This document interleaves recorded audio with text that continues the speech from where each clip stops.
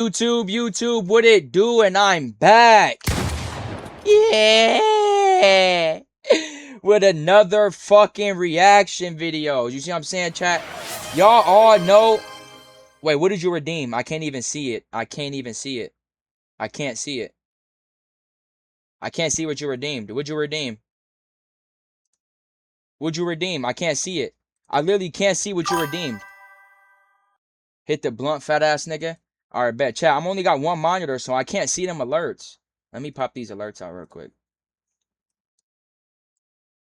Oh no, it's right here. Let me pop out my alerts. Alright, hit the blunt. Chat, my cat broke one of my fucking monitors. So stick with me today. Tomorrow, I gotta go buy a new monitor. They ain't have it in stock. Tomorrow they are, so I'm gonna go buy one tomorrow, chat. But work with me. I'm working on one monitor. You see what I'm saying? So I'm finna hit this blunt. Let's start this YouTube video, chat.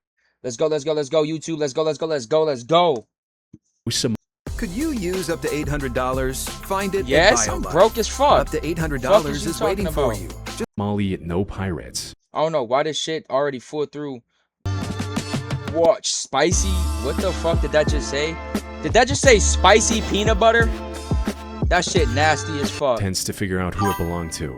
In the camera roll, they found a roughly 10-minute video. It was pixelated handheld footage shot from the deck of a large vessel somewhere in the open ocean. The video captured a gruesome mass killing which would take years before the man responsible for it was ever found. Now, the first few minutes of the footage have been scrapped from the internet, but from what I could gather, they showed the deck of a ship with people yelling in multiple languages. Beyond that, another ship is visible nearby, and right next to it is a smaller boat sitting roughly 100 feet away. At first, nothing happens. The video plays out normally, but a few seconds later, one of the larger vessels suddenly accelerates and slams directly into the smaller boat. What the fuck? We know, little nigga. Hold on, let me let my cat out.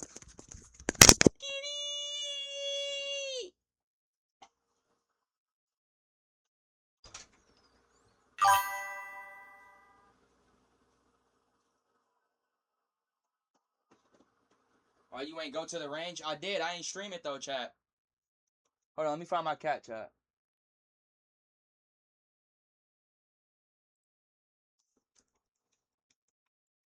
Oh, he sleep.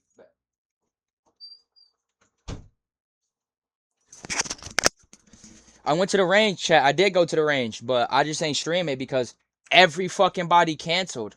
Literally. Everybody that I was supposed to go with, they all canceled. I'm not going with nobody else, chat. I'm good. I'm not asking nobody else to go to the range. I'm by myself every day now.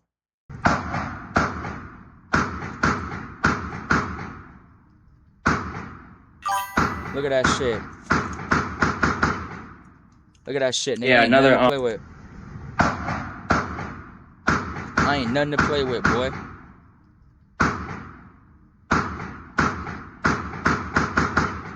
Yeah, no. Look at that shit, nigga.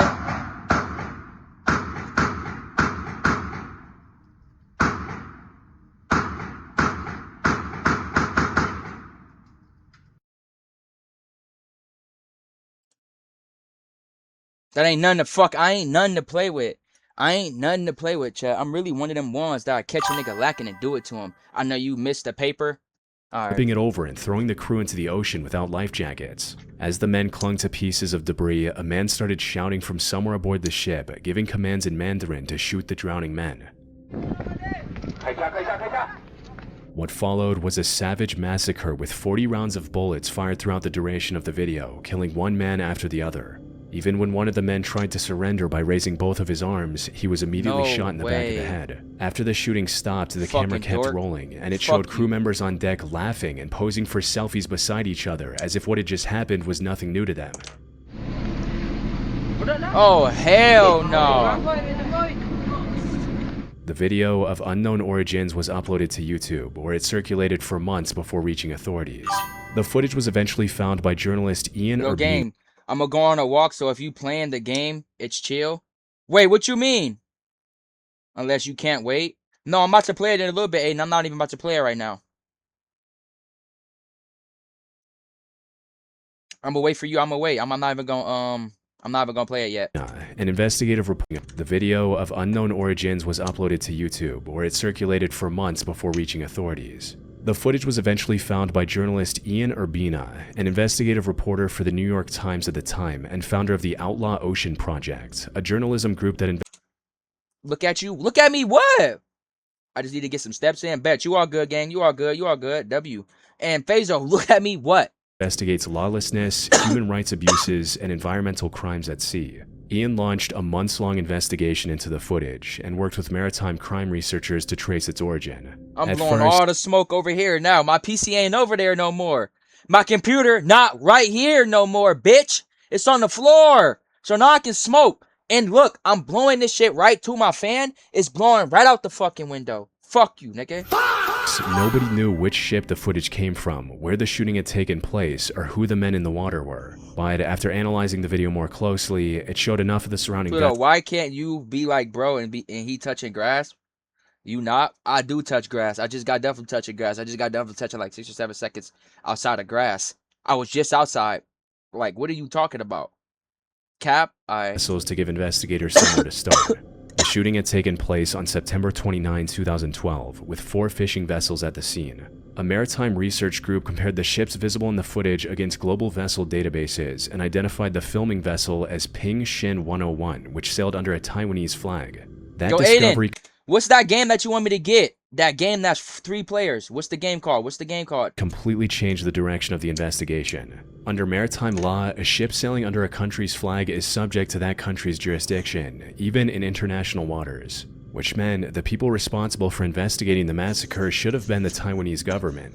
Eventually, the Taiwanese government released an official statement explaining what had happened, or at least what seemed like the explanation at the time. According to them, the men in the water were Somali pirates who had fired on a fishing fleet, and the shooting was an act of self-defense. The incident had What the taken fuck? place in a part of the Indian Ocean that was infested with Somali pirates during the early 2010s. So the fishing vessels operating there routinely carried armed private security for protection. This was a believable explanation, but looking closely, it had some holes. The first problem was that nothing in the footage showed the men in the water carrying any firearms, so there was nothing indicating that they were Nigga, what if the firearms flipped into the water? Like, you never pirates. know. And when analysts examined the debris floating around them, it did not look like the type of vessels Somali pirates were typically known to use. However, the contradiction that finally broke the official story came from inside the ship itself. Bro, what's something you can learn? Because I know that brain's smooth as fuck. In 2016, Fuck you. a private investigator This is making me. I'm learning about dead people.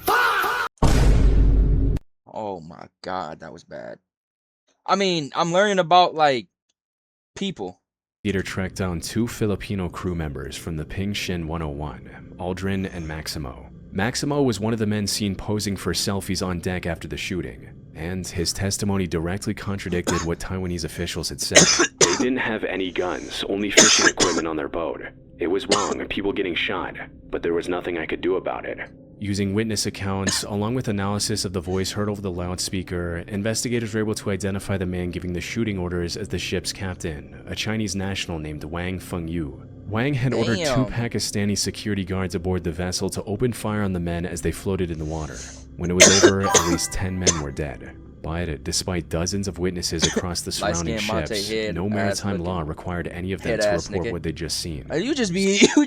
Yo, bro, you just want to flame me. Like, you don't even be watching. You just be baking my ass. I'm not even finna, I don't care. No one did. The bodies were never recovered, and for nearly 2 years, the killings went completely unreported, and was only ever discovered because of the footage found on the phone left behind in the taxi. By the time investigators identified the Ping Shin 101 in 2015, the ship had already sunk to the bottom of the ocean, and there was nothing left to examine for evidence. But the most disturbing detail of the case wasn't the shooting itself, it was what had happened just before it. According to Aldrin's interviews, the shooting in the video was not an isolated incident. Roughly 5 days earlier, Wang had taken the Ping Shin 101 to join 3 other fishing vessels in attacking a small sailboat. The ships circled the boat together, terrorizing its crew before taking turns ramming it until it overturned and sank. The unarmed men were then thrown into the water while they screamed, "No Somali, no pirates." Wang ordered the 2 Pakistani guards to open fire, and when they hesitated, he came down from the bridge, took a machine gun from one of them, and brutally shot the men himself. God More than damn. 30 people were violently murdered. However, when Wang was eventually arrested in August 2020, almost 8 years after the mass killing, only 4 deaths could be proven. And after multiple appeals over the years, Taiwan's Supreme Court confirmed his 26-year sentence in January 2025. Unfortunately, what the fuck? Yo, so they actually found these niggas in... Oh my... No fucking way. the men who died have never been identified, and no bodies were ever recovered. But none of this answered the real question: why had Wang actually done it? His official story was the one Taiwanese authorities gave to the press. The men were pirates and the shooting was self-defense. But almost nothing about that story Chat, held can y'all up. hear my His fan? own Let me crew know. told investigators the men in the water had no weapons. And even the Taiwanese court that accepted Wang's pirate claim convicted him of murder, because once the men were in the water, they couldn't fight back. So what was his reason? Digging deeper, there lies a darker explanation. The Ping Shin 101 had reportedly been illegally poaching off Somalia, stealing its fish. Maritime experts believe the surge of piracy attacks against foreign vessels in that region during the early 2010s wasn't really piracy at all. It was Somali fishermen pushing back against foreign ships stealing the fish they depended on for survival. Which meant the men Wang killed may not have been pirates at all, but local fishermen confronting one of the foreign vessels stealing from their waters. Sadly, to this day, no one knows who those victims were or whether anyone is still waiting for them to come home. That's sad, bro.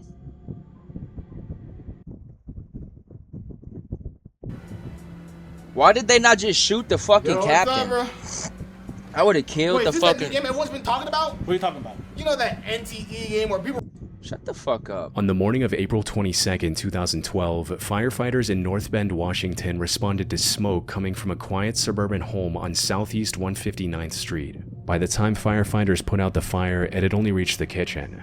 As they searched the house, they realized the fire was cover for something much darker. Inside the bedrooms, they found 41-year-old Lynette Keller and her 18-year-old daughter Kayleen, both shot in the head. 7 gas containers were spread throughout the house, and a plastic gas can had been placed on an electric stove with the burner turned on. Someone had clearly wanted this entire home to burn to the ground, but the fire was stopped before it could finish the job.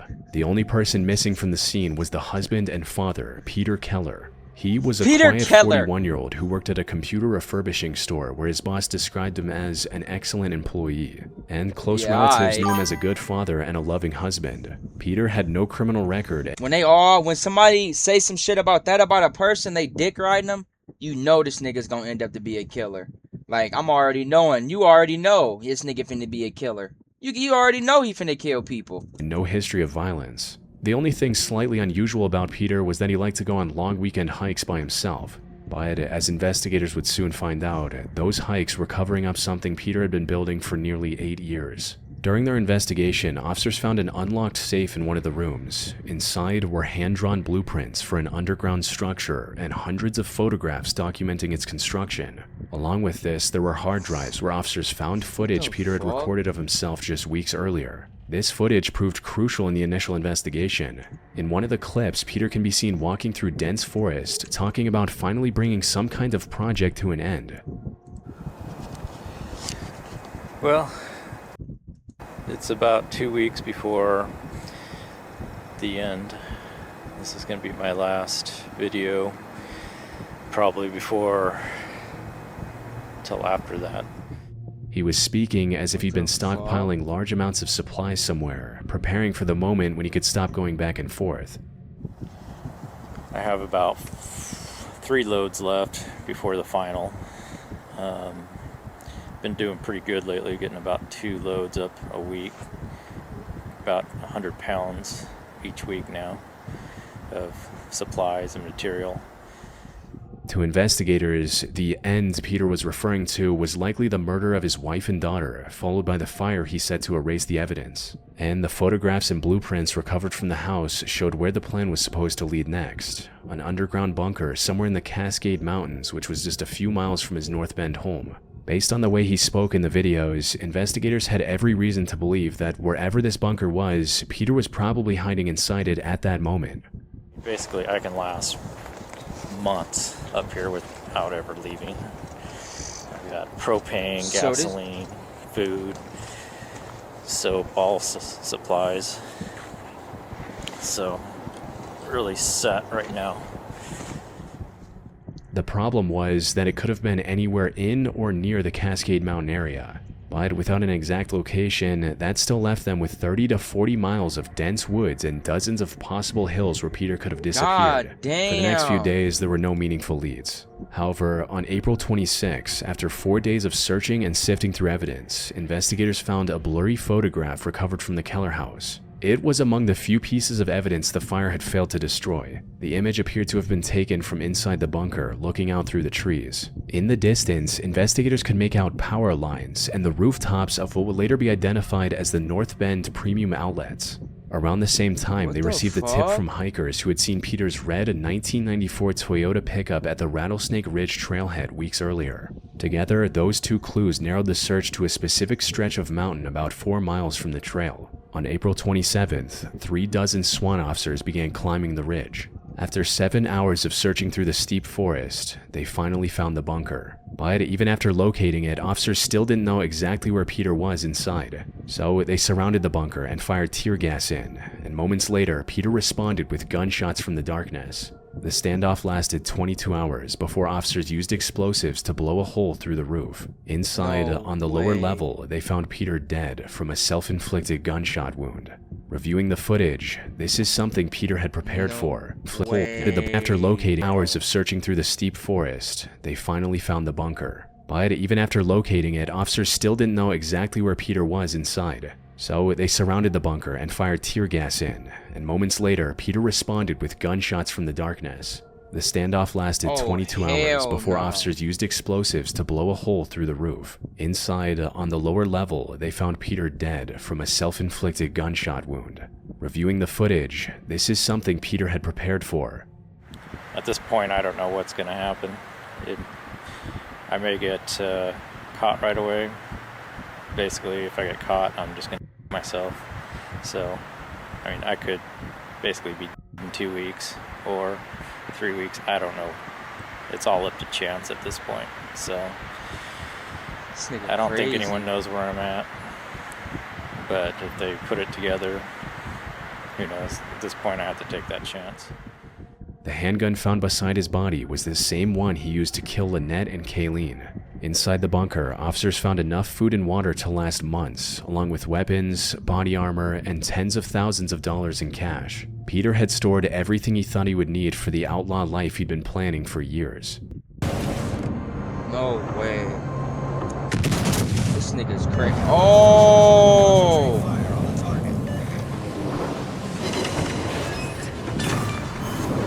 Enemy battleship sunk.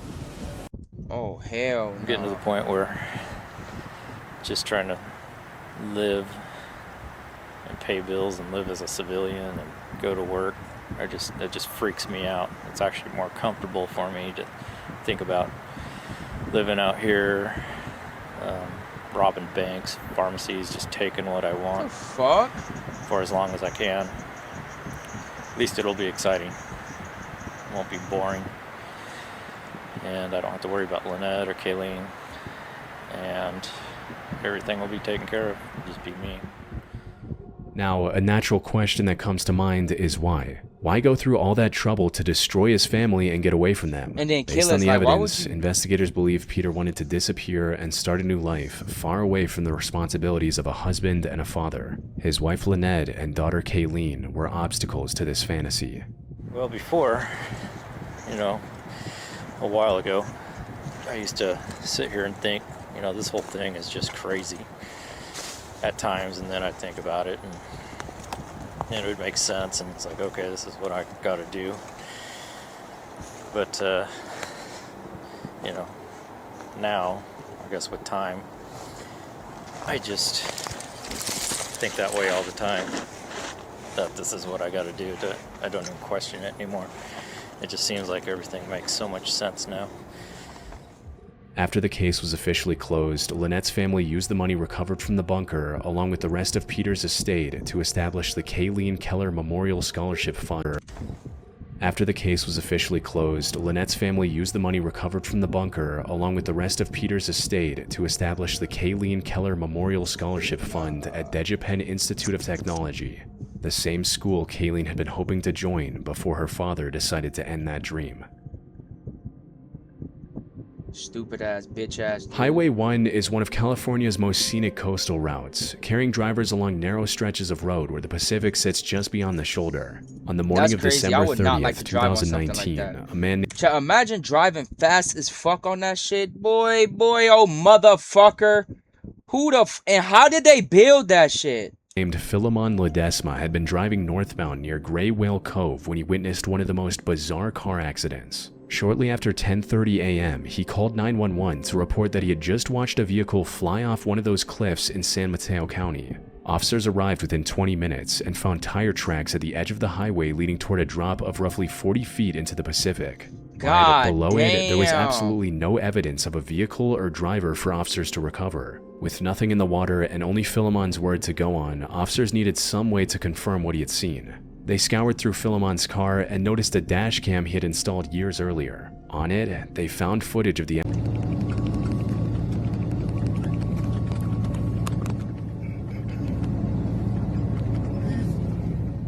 Ooh, shit.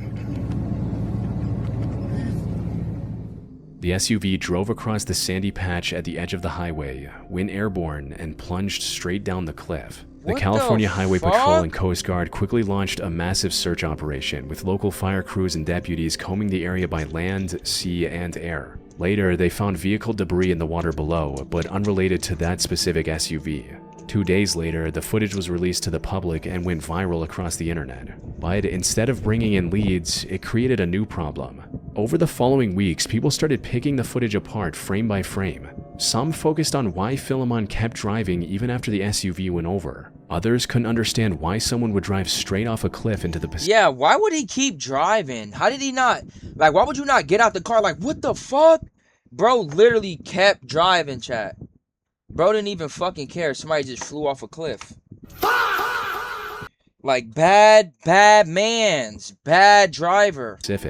And before long, a growing number of people began claiming the video had been deepfaked. Many just couldn't understand how no trace of the car or driver was found, as if they had just disappeared. But California Highway Patrol quickly dismissed these claims. Experts like Shamir Alibi, founder of the deepfaked footage detection company Amber Video, also suggested that the footage was most likely real. So then how had a vehicle gone off a cliff in broad daylight and somehow left investigators with no physical evidence that could tell them who was inside or where the person had disappeared to? Well, something a lot of people didn't take into account was just how drastic the terrain is off this stretch of highway. Just beneath the cliffs are jagged rocks, thick brush, narrow ravines, and violent surf that can hide or pull apart a vehicle within minutes. In many places, once something goes over the edge, it disappears into a maze of coastline that rescuers can barely access even in daylight.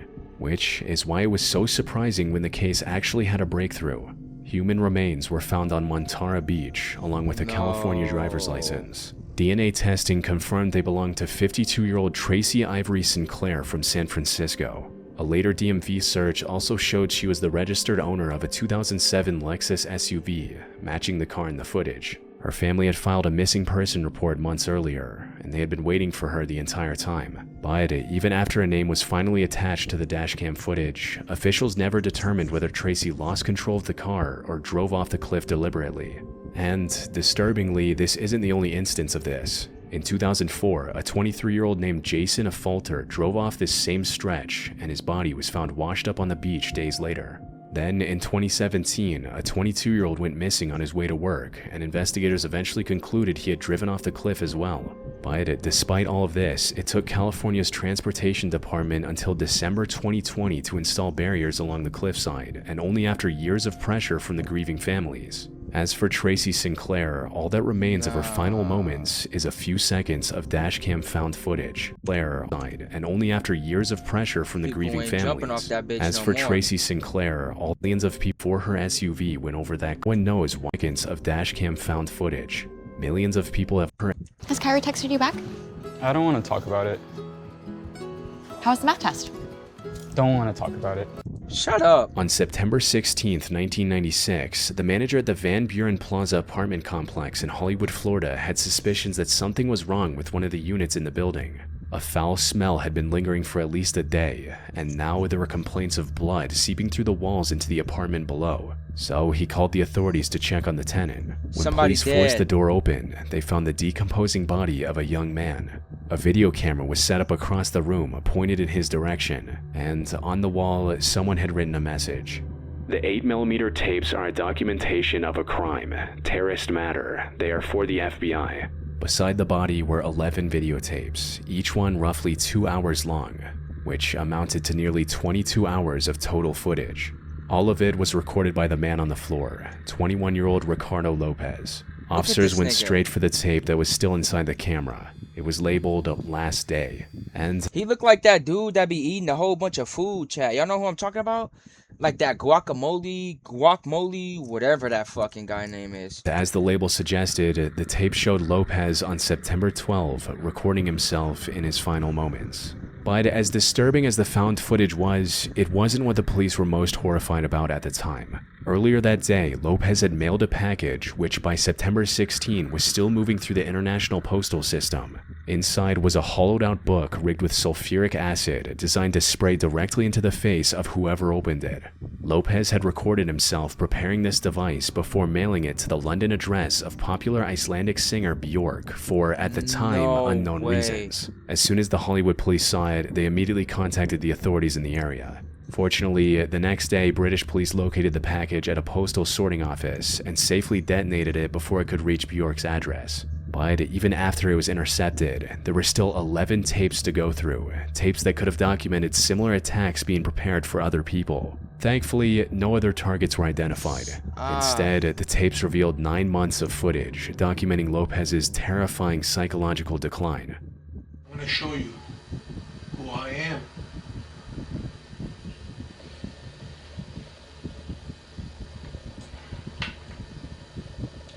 What the fuck?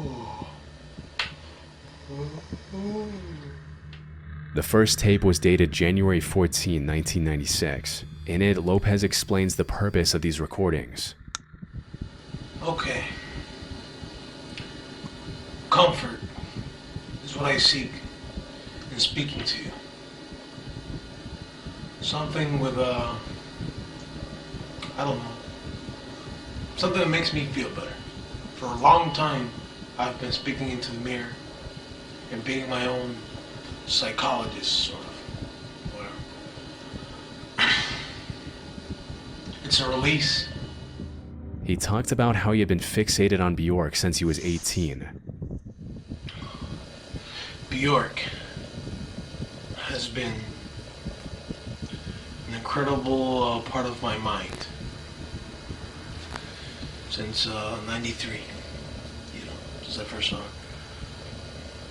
I've started with a crush, you know, and ended up with an obsession, which I'm not embarrassed to admit. No, it's an obsession. Björk had become his escape from everything he despised about his life, including his fuck is wrong job, with body, and loneliness. He also showed his 803-page journal, which was full of his thoughts and feelings about the singer. But by the time the video diary began, Lopez had learned from a magazine that Björk was in a relationship with another musician. To him, it was a betrayal of his devotion, and he wanted to make sure she carried that betrayal on her face for the rest of her life. So these tapes became the place where he documented how he planned to make that happen. He had initially planned to build a device filled with hypodermic needles containing HIV-infected blood. But when he couldn't work out that depraved plan, he decided to make a sulfuric acid bomb, as he wanted to either disfigure her permanently or take her life. Go to the payphone over there, my list of numbers, start calling. Either I'm going to get a hydrochloric acid 100%, sulfuric acid, the strongest I can get. Lopez wrote in his diary how he wanted to have an effect on her life. And even though these tapes make Lopez seem sealed inside his apartment, he wasn't completely cut off from the outside world just yet. During this time, his family had become increasingly worried about his well-being and had pushed him to attend outpatient mental health appointments. But Lopez never told his therapist about the tapes or what he was planning to do. And by the middle of summer, even that little connection to society was gone. His boss had been complaining about Lopez's declining hygiene and behavior. Shortly after, Lopez quit his job and cut off his phone line. His delusional plan to punish Björk became the center of everything he had left. From that point on, the tapes narrowed almost completely around the device and how he'd deliver it. On September 12th, Lopez labeled his final tape. After mailing the package, he returned to his apartment. His plan was already in motion, and now the only thing left was the ending he had been building toward for months. The final tape was rolling the entire time. 4 days later, police found him dead inside the apartment. When Bjork learned what had happened, she was obviously horrified. By it, she sent a card and flowers to Lopez's family. His tapes were eventually released to the public. 22 hours of footage documenting the entire mental decline of Ricardo Lopez. Whoa. What's that? I just built a budgeting app in Base 44. Guys, Nina just built an app. On the morning of Good Friday, April 19th, 2019, 87-year-old Terry Radford was waiting near a bus stop on Worcester Avenue in Mansfield Woodhouse, completely unaware that only minutes away, a stolen car was tearing through nearby residential streets as the man behind the wheel screamed that he was Jesus. I'm Jesus! I'm descendant of God! And you lock me up! Watch this! You think I'm strong? Wait until you my... Terry was a retired teacher who had spent much of his past few years caring for his wife as she suffered through extreme dementia. She passed away 7 months earlier, and after years of putting almost everything else aside, Terry was finally beginning to look forward to life again. He had 3 foreign holidays planned for later that year, but before he could take any of them, the stolen car turned onto Worcester Avenue. As it came toward the bus stop, the driver noticed Terry standing there, and instead of continuing down the road, he shifted into reverse and accelerated back toward the pavement. The car mounted the curb and crushed Terry against the bus shelter with so much force that he passed away at the scene. The driver stepped out immediately and shouted, "I've killed him, I've killed the devil." He was later identified as 38-year-old Gavin Collins. Collins had been released from prison less than 24 hours earlier with an electronic tag around his ankle under the home detention curfew scheme. This policy allows low-risk inmates to serve the remainder of their sentence at home while transitioning back into the community. But when Collins' friend collected him from the prison gate on April 18th, something about Collins' behavior seemed wrong. He was talking strangely and acting as if he was on drugs. By the next morning, that behavior had escalated into something far more alarming. Collins walked into a neighbor's house, threw a bag of prescription medicine on the floor, and started unplugging electrical items, claiming they were the work of the devil. He then walked into another neighbor's house, grabbed their car keys, and drove off. Collins was in the middle of a psychotic episode, and within moments he started accelerating through nearby residential streets, while families in the area went about their Good Friday morning. What happened next revealed Collins' horrifying state of mind. The entire incident was later discovered to have been recorded through dashcam footage found and recovered from the wreckage afterward. It shows him cutting through oncoming traffic at extremely high speeds as he shouts profanities. At one point, he ripped the rearview mirror off and continued to accelerate. He seemed to believe that he was a descendant of God and shouted that anyone who didn't listen to him would go to hell. Descendant of God! And you lock me up! Watch this! You think I'm strong?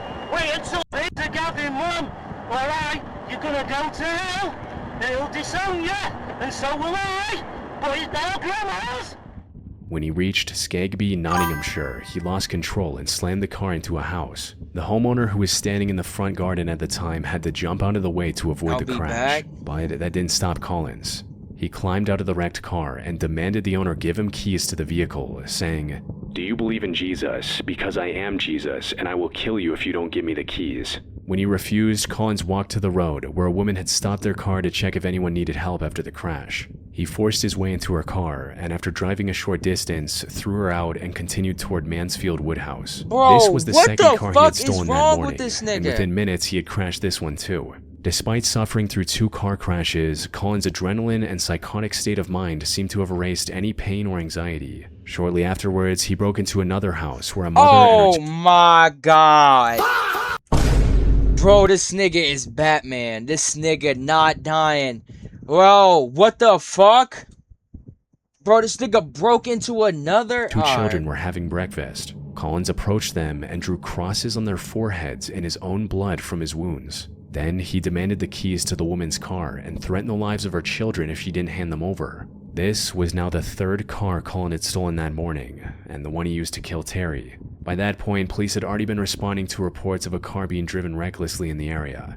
When an officer turned toward the bus stop on Worcester Avenue, Terry's body was lying near the shelter with his legs crushed and a massive open wound on his left shin. Collins was still in the car trying to get away. He was eventually caught after police managed to taser and arrest him. The entire rampage had lasted about 30 minutes. 9 months later, a jury found Collins guilty of manslaughter, and he was sentenced to life in prison. Strangely, during the trial, Collins said he couldn't remember any of his actions from that day. He told the jury he had spent 90 to 95% of his adult life in prison, and that he had been hearing voices since childhood, which hinted at a deeper problem. Investigators later found that while he was previously inside prison, he was actually considered a risk of causing harm to others. He had been held in segregation away from other prisoners, and weeks before his release, he had set fire to his cell twice and attacked a staff member with a plastic knife. Because of those incidents, his early release should have been automatically blocked, but the prison governors overlooked them, which ultimately led to the death of Terry Radford. Terry Radford. Damn, bro. R.I.P. in the chat. No, that's fucked up. No, that's really fucked up.